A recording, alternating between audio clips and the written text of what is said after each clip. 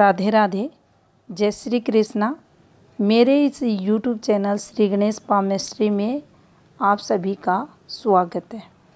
आज इस वीडियो के माध्यम से हम आकृति विज्ञान और रेखा के महत्व को समझेंगे। देखिए, जब भी हथेली में सूर्य रेखा चंद्र क्षेत्र से प्रारंभ हो, ये इस प्रकार से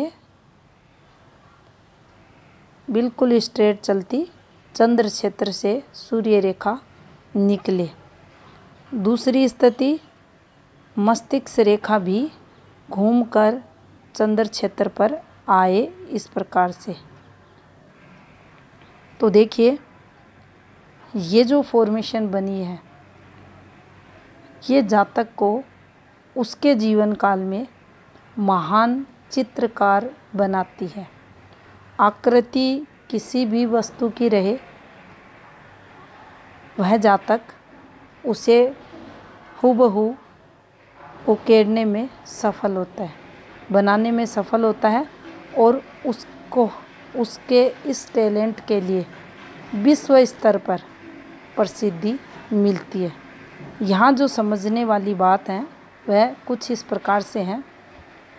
पहली तो देखिए, ये जो सूर्य रेखा है, ये रेखा जहाँ से इसका उद्गम हुआ है, जहाँ इसका अंत हुआ है, ये एक जैसी होनी चाहिए। एक जैसी का मतलब है इसका प्रारंभ से अंत तक जो इसका फ्लो है एक जैसा होना चाहिए, एक कलर की होनी चाहिए। ये कहीं भी काली फैली हुई नहीं होनी चाहिए। इसमें कोई अन्य रेखाओं द्वारा कट नहीं होने चाहिए और इसके साथ ही इस रेखा में ब्रेक भी नहीं होना चाहिए। पहली स्थिति।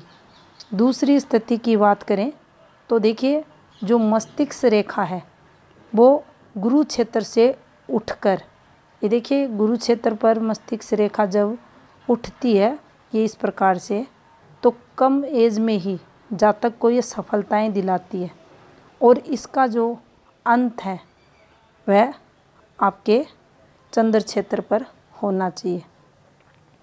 यहाँ से ये जो मंगल का मध्यम भाग है, इससे होकर ये निकलनी चाहिए, तो जातक में अनुशासन भी देखा जाएगा। अगर ये राहु क्षेत्र से निकलती है तो उस स्थिति में जीवन में इनकी जो तरक्की है फिर उसमें कमी, कभी अच्छा फ्लो कभी कमी ये दिखाएगी। मन में अस्थिरता भी आएगी। कोई काम हाथ में लिया फिर उसको छोड़ा, फिर दूसरा लिया, इस प्रकार से इसका इम्पैक्ट रहेगा। तो यहाँ दूसरी स्थिति क्लियर इस प्रकार से देखी जाएगी कि ये रेखा उभार लेती हुई इस प्रकार से चंद्र क्षेत्र पर आई। ये इतना नहीं होती, लेकिन हाथ पर आप समझ जाएंगे इस प्रकार से ये गुरु क्षेत्र से उठती हुई चंद्र क्षेत्र की तरफ झुकाव ले। तीसरी स्थिति को देखें तो देखिए, जिस चंद्र क्षेत्र से सूर्य रेखा प्रारंभ हो रही है वह चंद्र क्षेत्र स्ट्रॉन्ग होना चाहिए, विकसित होना चाहिए, दोष मुक्त होना चाहिए। किसी भी प्रकार के इस पर दाग धब्बे, दबाव, ढलवा वगैरह ये माउंट नहीं होना चाहिए। उस स्थिति में जातक का जो मन रहेगा, जातक का जो मस्तिष्क रहेगा, एकाग्रचित होकर ये लोग अपनी उस कला को सफलतापूर्वक दूसरों के सामने रख पाते हैं और इन लोगों को